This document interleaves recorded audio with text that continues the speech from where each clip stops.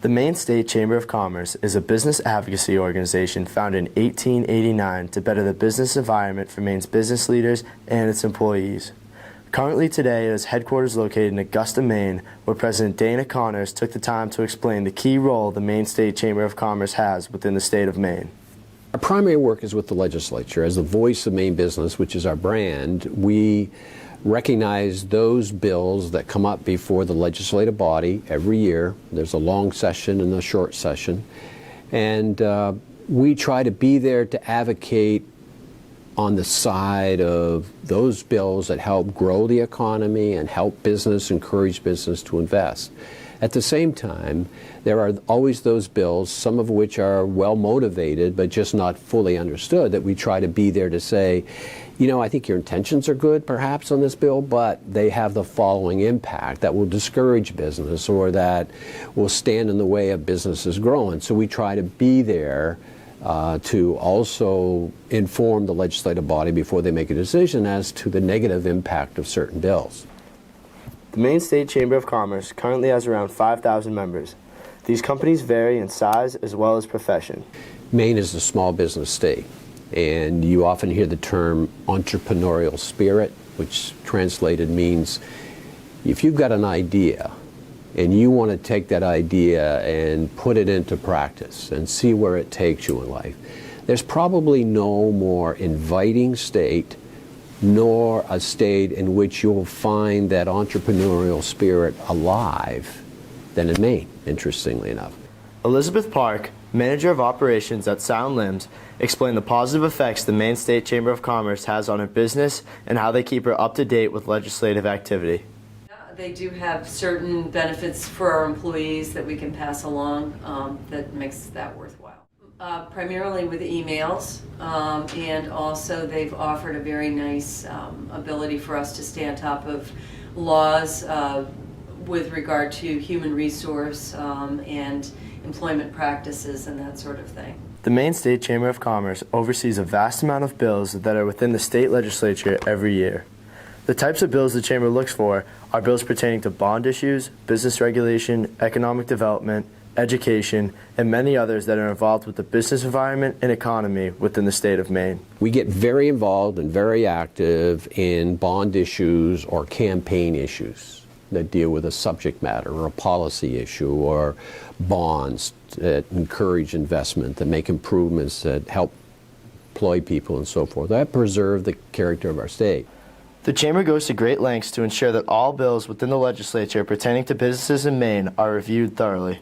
When 2,000 bills get introduced into a session, while we don't follow every one of those bills, the truth is I have 4 people who spend their time in the legislature looking at different issues. One person focuses on tax issues, one on education, one on the human resource and the economic, and the other is on energy and natural resources. They spend their time monitoring that legislation, being sure that the ill-intended consequences of bills are discovered and shared with legislators so that mistakes aren't made that discourage investment or hurt the economy. Nobody really wants to do it, but you've heard the term unintended consequences. Well, that's a real thing.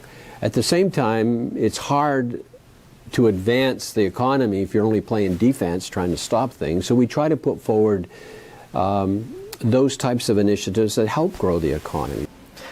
In order to inform and unify its members as well as the general public, the Chamber utilizes social networking as well as its impact pamphlet to keep its members up to date with what is taking place within the legislature, as well as ways they can participate within the community, such as public hearings pertaining to bills.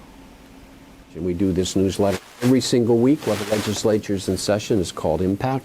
And once a month we build upon that with other featured articles, and every one of those talks about, particularly on a weekly basis, what are the bills in the legislature today, what's coming up, what's passing, what's failing. It's to give them insight into what's happening. In addition to the importance of the sense of unity that the Chamber has with its members, a personable relationship with the legislature also proves to be of importance to the Chamber. Every year, we invite leadership from the legislature, both parties. We invite the governor and some of the commissioners, as well as my board, which is over 60 members, and a few other business people. We come together, there's a little over 100 of us at Sunday River. It's not a in-your-face type meeting. It's not intended to in any way say, I got you on this. It's more of the human aspects, building a sense of understanding and appreciation for why people do what they do. So we sit around tables and share information, and it's extremely well appreciated by the legislators, by commissioners, by the business community, because too often we think we know and we believe everything that is said, whether it's in media that could be misquote or it could be whatever.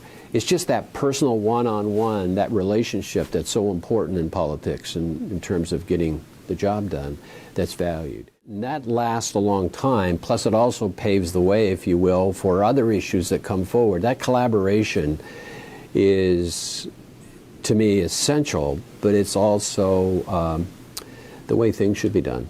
This collaboration can only be effective if the Chamber remains bipartisan throughout the process.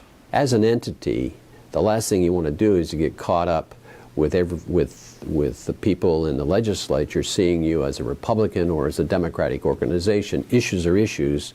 There may be a leaning towards one party or another in terms of what that particular policy is or where they stand in relationship to the policy, but it would be not right for us, and it wouldn't serve us well if, as an organization, our approach was simply to go with one party or another all the time. That would minimize our value and would take away an influence that I don't think would serve us well. In conclusion, the Maine State Chamber of Commerce is an organization that works tirelessly behind the scenes within the legislature to ensure that Maine will always remain the hardworking state that rewards those who are willing to take the risk and begin a business of their own.